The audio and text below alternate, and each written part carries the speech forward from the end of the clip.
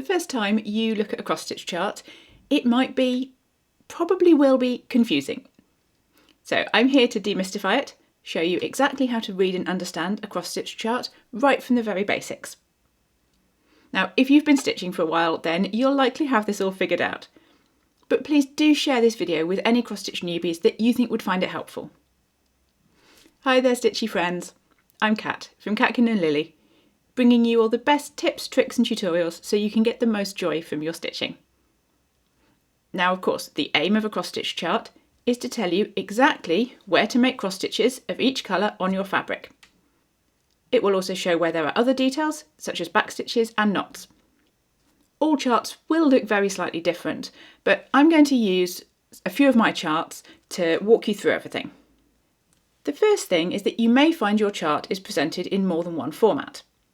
And the most common types are black and white symbols, colour symbols, which I don't have here, and coloured blocks with symbols on top. Now, a black and white symbol version is really useful if you don't have a colour printer, and some stitchers actually say they find this the easiest to work from. But I personally find it easiest to work from the symbols on coloured blocks chart, because it just gives me a little bit more information. So that's why you'll find my patterns provided in both of these two options. And in this video, I'll mostly be using the symbols on coloured blocks chart to have a little look at. Now, very occasionally, you may come across a chart that only has coloured blocks without any symbols on top. But I don't see this used very often because it could really be confusing as to which colour to pick without having a symbol to refer to as well.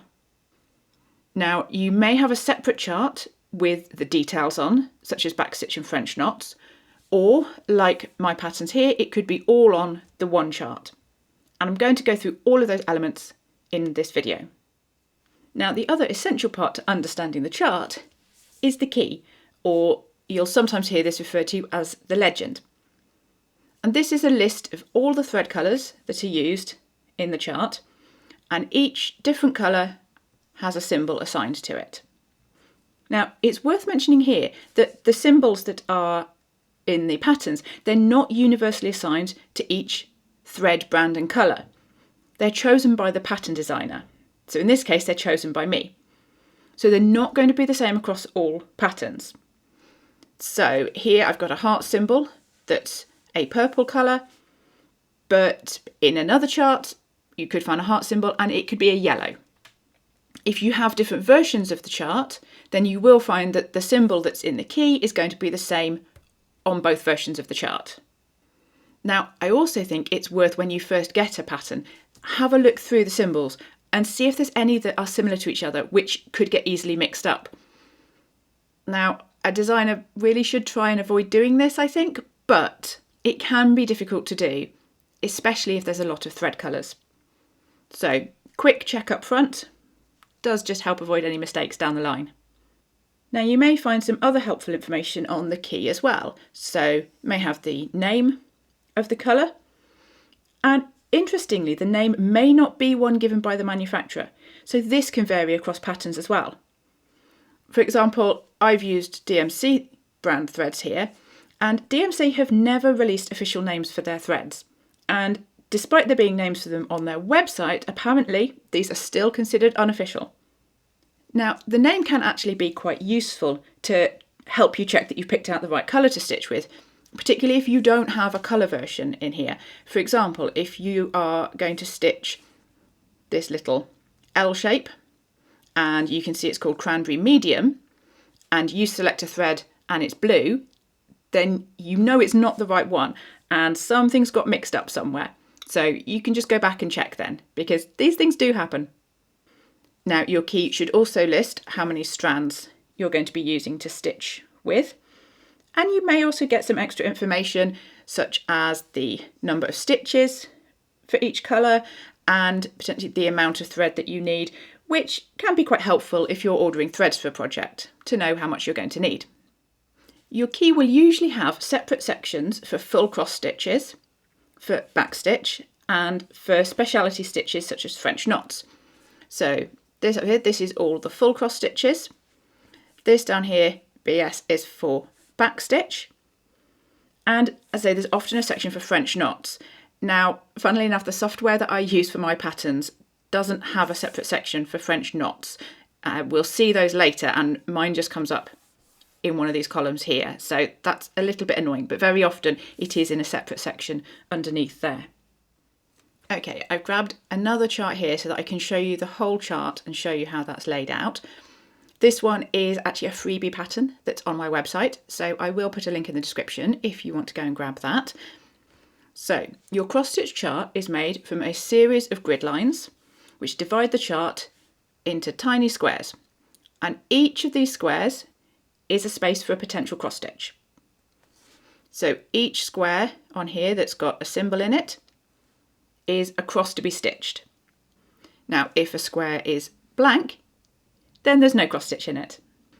Now, some charts will have every single square filled, and this is called full coverage. And some, like this one, only have symbols in some of the squares. Now, on Ada fabric, which is the easiest to start out with, each cross stitch will fill one little block on the fabric, and you work each of the cross stitches right up next to each other, sharing holes so there's no gaps between the stitches. I'll pop a little picture up on the screen so that you can see what I mean here. So you can see how each cross stitch sits right up next to the one next to it. So there's no gaps in between. So we've got the grid lines marking out the squares where your cross stitches will go in. But you'll usually find that there's a darker or thicker line that's every 10 squares, because that makes it easier when you're counting. So for example, if you were stitching this row here of hearts, so we're not stitching this one here, we're just going to stitch the hearts, you can see it starts on a thick line here and goes all the way along, and there's another thick line there. So that's 10 stitches, and then there's 1, 2, 3 afterwards. So without having to count all of those hearts, I know that that's 13 stitches long.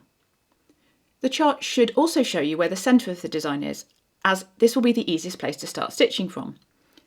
And the most common way to do this is with arrows at the top and the sides. You might find them on the bottom and both sides, but usually at least on the top and one side. And even better if they then draw coloured lines like this red line here all the way through. And then you can find the exact centre spot of your pattern if that's where you want to start stitching. Now, if your chart doesn't have this marked, then you'll potentially have to count and try and find that spot, and you could draw these lines in with a ruler. Now, if you're now wondering how to find the centre of your fabric to correspond to this, then I have a video showing you how to do that. So I'll link that in a card up there for you and in the description. And I also find that it can be very helpful to mark off your pattern to keep track of what you've stitched and what's left to do. And I have another video for that one. So again, I'll link that in a card and in the description. Okay, now let's look at backstitch. And this is a series of straight stitches used to outline and add detail. And it's usually shown on a chart by a line, which could be solid line or it could be broken up, so a dotted or dashed line. Because if there's more than one colour used for backstitch, they will usually have different styles of line. So for example, one could be in a solid line, one could be in a dotted line, and one could be long dashes. So in this part of the chart here, you can see I've got solid lines around the flower petals, the leaf, and all down the vase. And you can see on here that the solid line is DMC 3799. But you've also got this dotted line here as well for the flower stems. And that's worked in green thread, which is DMC 3347. And you'll also see that that one is in 2 strands, whereas this is just 1 strand. And then finally, French knots. These are little knots that sit on the top of your fabric or stitches, and they're made by wrapping the thread round the needle before pushing the needle back through the fabric. Now, these are usually shown on cross-stitch charts by a small dot or a little knot motif.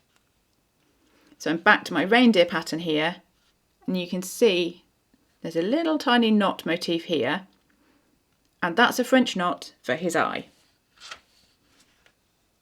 Now, like I say, it's a little bit annoying that I don't have a separate section on my patterns for knots, but you can see it here in this column. So you can see the one knot here that's for his eye, and you can see that that's in black. Now, it's worth saying that French knots can sit like this one, where the grid lines cross, so that's going to sit right in a hole of the fabric, and it'll sit on top of the cross stitches. But you can find them placed sort of halfway along the edge of a square, or sometimes even right in the middle of a square. Now, one thing I'm not going to dive into in this video is fractional stitches, although I will just mention, if you look at the unicorn's eye here, this is what they look like on a chart. So you've got stitches in corners of the squares, but that is a video for a whole other time. And again, I haven't talked about how to actually do the cross stitches, the back stitch, or French knots. So there's lots more videos to come on that in the future.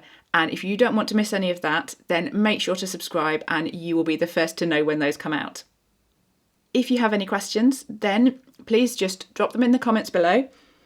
And if you're a beginner to cross stitch, you might also find some other helpful videos in the beginner playlist. Thank you so much for watching, and happy stitching!